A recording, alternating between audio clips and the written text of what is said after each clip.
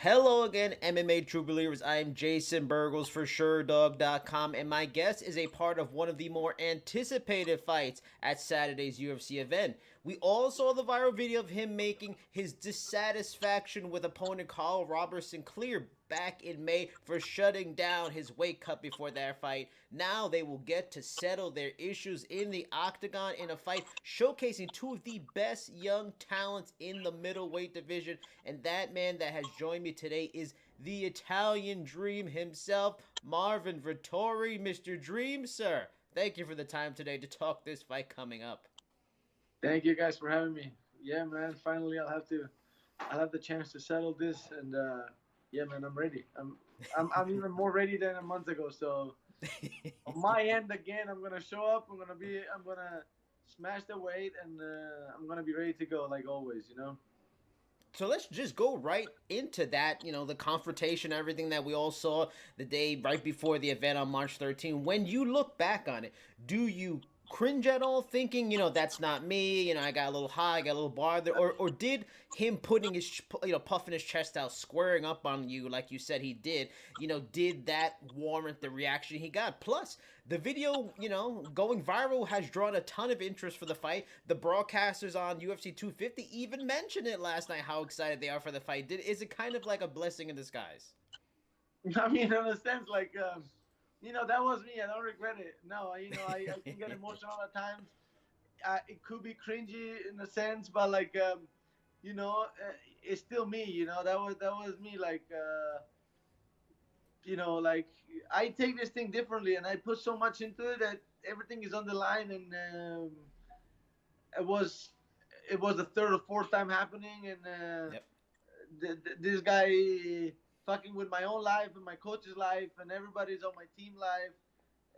It just pissed me off, man. To the point where like you said, I was about to walk away, then he squared off on me, and I'm like, no, man, that's not gonna happen. Like, you want to fight, I'm still gonna fight you now, but like, so no, I don't regret it. Like yeah, and in a sense, like silver lining is I brought some attention to it. Like I think at the end of the day, it's gonna make it it's more anticipated, and like he brought interest on it.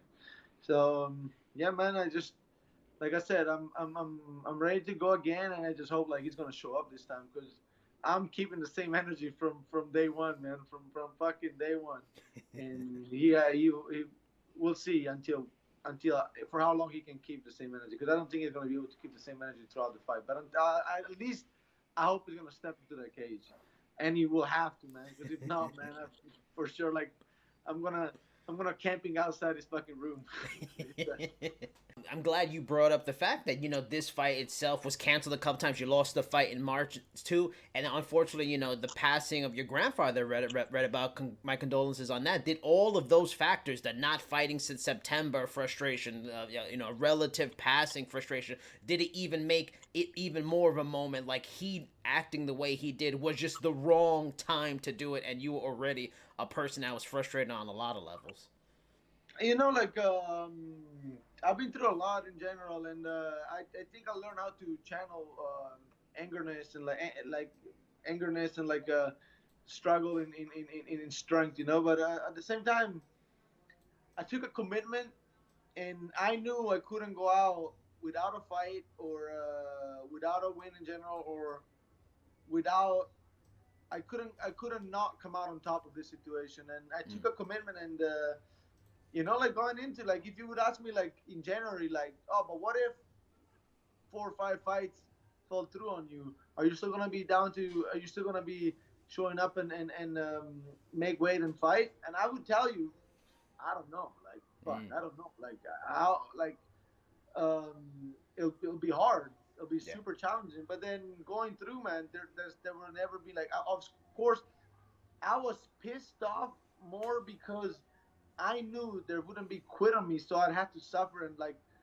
make it. But then Yeah. right away, I catch on myself being like, why do you have to feel sorry for yourself? Fuck you, like Mm. just fucking do it. Just fucking Yeah. do it. Like, you have the strength to do it, and you can. Just just do it, and just going through. There's never been a fucking doubt on it. I'm like, okay, yeah. I mean, I'll get pissed because of that, because I'll have to put extra work, extra work. But at the end of it, I know all of this. It's a fight of nerves before the fight, and I know there is no fucking way I'm gonna lose this fight of nerves before the fight. Mm. And so this, I think, shows and add to my level of professionalism. And yeah, man, I'm ready. This is just another step. I'm not looking past this fight, but Mm. my goals are higher, you know. So yeah, man. I mean, and like I said, there's a lot. I call it like every time I have like um, angerness or frustration, I kind of like visualize it as food, and I put it aside, and at Mm. the right time, I'm just gonna put it on fire, you know. And I'm just gonna fire it up at the right time. I'll know when to fire that wood up, you know. And it's about it'll be good, man. It'll be fucking fun this fight. It will pay. He will pay, man. In certain instances in these last few months when events have been postponed or canceled because of the coronavirus pandemic, certain fighters were given something for the effort they put into weight cutting and everything towards events that were lost. In any instance where you lost fights, be it in May that we all know about or all the way back in March, did you get anything from the UFC, some kind No, of no, yeah, compensation? yeah. I mean, I got like not full show money, but I got a decent amount for the London, and I got my show money for the last one. I did everything right, man. I did not one mistake, and so it was. I think it was right on their side too, on the UFC side to give me some compensation.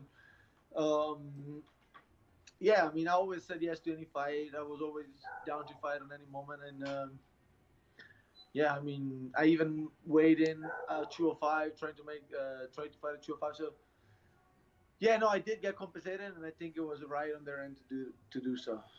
Now, getting compensated and like show money, win money, I'm sure are a big difference. And you had to pay, I'm sure, at a top camp for training for fights that never came to fruition. Has not been able to fight since September, putting in money to camps that didn't pay off in the end. Has it been tough financially for like the last 10 months or so for you? Has it been one of those tougher periods for you on that level? It's been alright. Like, you know, I'm not like living the Dan Bilzerian life, but I'm fine. You know, I don't have to struggle for like to pay rent or to eat food. That's definitely not the case. This fight could be looked at as a fight between two of the bright young talents in the division with a lot of potential. And when I talked to Carl in May, he said he felt you were one of the most talented fighters he has fought yet in his career. Obviously, he's Who? not is Carl Roberson. When I talked to him, he said he's one of the most talented guys you have fought. And I talked to him in May before the fight that didn't go through. Obviously, he's not Israel Adesanya, a fighter you have fought in the past. But is Carl for you one of the toughest tests on a skill level of any guy you fought, or were guys like Akhmedov, Shoeface, were they tougher tests than Carl is? Yeah, that's one difference between me and him. I think like he hasn't. As soon as he stepped up a little bit the level of competition, he got finished. He got beaten, and I never did that. And again, like, not disrespect to the guy, but like you said, like, I think on on on on different ways, but as whole fighters, somebody like Adesanya, Akhmedov, or like Shoeface, guys like this. Or again, like even Cesar Ferreira, my last fight, Mm, he just yeah. run through the guy, you know. Um, I've seen more than what he's seen in that octagon. But again, man, like, not underestimating the guy. I just think he's not gonna be able to like, he's not gonna be enough for me. Like, not even close. And honestly, like, this extra month actually made it all come together, and I'm ready to go, man. I'm ready. And I mean, I'm glad you made those points about like the competition level that both of you have faced. Do you feel then, in your opinion, he's not in in your league? Like, are there certain areas where you feel you are just way ahead of him and he really fully may not understand what he's getting himself into on Saturday night? I think I'm much better. Yes, I think I'm really underrated. I don't care because I'm gonna show it, but yeah, I think I belong to the best in the division, and he doesn't. He's not. I mean, I'm not. Like I said, I'm not think. I don't think he's a bum, but I don't think he's on my level. Definitely not. And I'm glad you brought up, underrated, because you really are. And I think a lot of people don't really respect you in terms of what you have done, who you fought, because I feel like a lot of people, when they look at you, the thing that stands out is you were able to fight Adesanya. You went to a decision, his hardest fight probably in the UFC, split decision. But, that being the most notable thing for a lot of people, it being a loss is not something, that's as exciting. Do you feel on a level this fight is maybe one of the most important opportunities for you in the UFC because a lot of people are going to be watching because of the heat between you guys? Do you feel this is a chance to really finally get beyond, oh, he was the guy that went to split decision against Israel, he's a top fighter, and this could really push your career forward in the cage and then even outside of the cage? Yeah, no, that's what I'm saying. I think like so I think this fight will bring my name out more on the general public because I think fighters of my division know like they know Yeah. how like they don't like they know how hard of a fight I am, and because it showed on how many people turned me down throughout these times, and like I said it before, I don't think they're necessarily scared of fighting me. It's just the ratio risk reward on fighting me is super high, and that's why it's like no, fuck, I'm not gonna just take that high of a risk with that low of a reward. Yeah. But so that this definitely will bring more general public on seeing my fight, and yeah. So I mean, I mean, this could be. I mean, and like at the end of the day, like like how like Cormier said it one time, your next fight is always your more important fight of the Mm-hmm. most important fight of your career. Yeah. So definitely, like I have to keep my winning streak going. I have to make a statement on this fight, and I'm on the next one too. And like I mean, I have to keep going, but I'm definitely on the rise, and it's very important to stay on this. You know, like. But yeah, I definitely feel like this is a very important fight for myself. Um, First time being co-main, and hell yeah, man, I'm hella motivated, and everything came together. And like I said, it's super important. I'm not. I really didn't look past one thing in this camp. I did everything how I had to do it, and it's been a long time. I was able to taper it down when I had to, like peak when I had to, and obviously still like stay always on top of things throughout this whole change of plans. And I really hope this time it will happen because it's been a long time. I deserve it, and I mean, yeah, man, we have to fight. We have to fight. I gave him another opportunity. I don't think he did fully deserve it at the time, but I'm I'm happy. Just whatever. Like I'm yeah. I'm happy. I'm gonna get to punch him in the face finally. So yeah, let's do it. And yeah, man, I'm 1 week out, feeling great, and I can't wait. Now, after the whole thing that happened in the hotel lobby, Carl said to MMA Fighting, I'm gonna give you a quote that he gave them was, "I hate childish shit. He did a lot of bitch moves, and I like to fight. So if he wants to back up what he says, he can back it up. He can back it up. I'm looking forward to it." Now, would you say this is like maybe the most motivated you've been for a lot of reasons we just talked about too, along with all the stuff he's been saying? And is there a part of you that has to make sure you don't cross that line from being aggressive but focused into just straight fighting Matt and wanting to just beat the hell out of him and losing that focus? This is going to be one of those test moments for you, and that you got to keep your focus as much as you want to punch him in the face.